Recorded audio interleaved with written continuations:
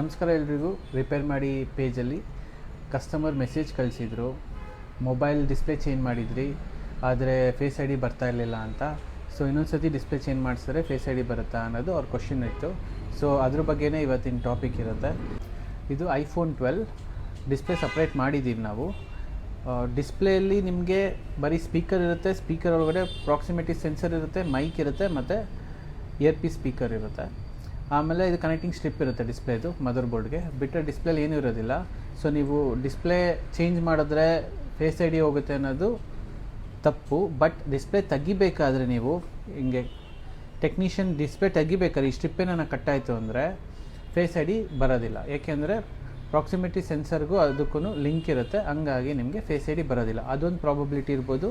ಇಲ್ಲ ಅಂದರೆ ನಿಮಗೆ ಇದು ಫೇಸ್ ಐ ಡಿದು ಮೇನ್. ಇಲ್ಲಿ 3 ಏನು ಕಾಣ್ತಾಯಿದೆ ನಿಮಗೆ ತೋರಿಸ್ತಾ ಇದ್ದೀನಿ. 3 ಏನು ಕಾಣ್ತಾ ಇದೆ. ಫಸ್ಟ್ ಒನ್ ಬಂದು ಇದು ಇನ್ಫ್ರಾರೆಡ್ ಕ್ಯಾಮ್ರಾ, ಮತ್ತು ನಾರ್ಮಲ್ ಫ್ರಂಟ್ ಕ್ಯಾಮ್ರಾ, ನೀವೇನು ಸೆಲ್ಫಿ ತೆಗಿತೀರಾ ಅದು ಫ್ರಂಟ್ ಕ್ಯಾಮ್ರಾ, ಮತ್ತು ಇಲ್ಲೇನಿದೆ ಅದು ಡಾಟ್ ಮ್ಯಾಟ್ರಿಕ್ಸ್ ಅಂತ ಹೇಳ್ತೀರಿ. ನಿಮಗೆ ಇನ್ಫ್ರಾರೆಡ್ ಕ್ಯಾಮ್ರಾ ಬರ್ತಾ ಇಲ್ಲ ಅಂದ್ರೂ ನಿಮಗೆ ಫೇಸ್ ಐ ಡಿ ಇಶ್ಯೂ ಬರುತ್ತೆ. ಡಾಟ್ ಮ್ಯಾಟ್ರಿಕ್ಸ್ ಬರ್ತಾ ಇಲ್ಲ ಅಂದ್ರೂ ಫೇಸ್ ಐ ಡಿ ಇಶ್ಯೂ ಬರುತ್ತೆ.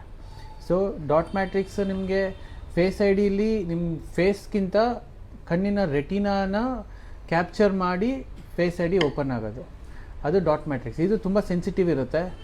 ಸೊ ಇದಕ್ಕೇ ನಿಮಗೆ ವಾಟರ್ ಡ್ಯಾಮೇಜ್ ಏನಾನ ಆಯಿತು ನಿಮ್ಮ ಡಿವೈಸ್ ಅಂದರೆ 99.9% ಫೇಸ್ ಐ ಡಿ ಬರೋದಿಲ್ಲ. ಅಷ್ಟು ಸೆನ್ಸಿಟಿವ್ ಇರುತ್ತೆ. ನೀರೇನಾನ ಇದಕ್ಕೆ ತಾಕ್ತು, ಇಲ್ಲ ಮಾಯಿಶ್ಚರ್ ಕಂಟೆಂಟ್ ಏನಾನೋ ಇದಕ್ಕೆ ತಾಕ್ತು ಅಂದರೆ ಡಾಟ್ ಮ್ಯಾಟ್ರಿಕ್ಸ್ಗೆ ಫೇಸ್ ಐ ಡಿ ಬರೋದಿಲ್ಲ.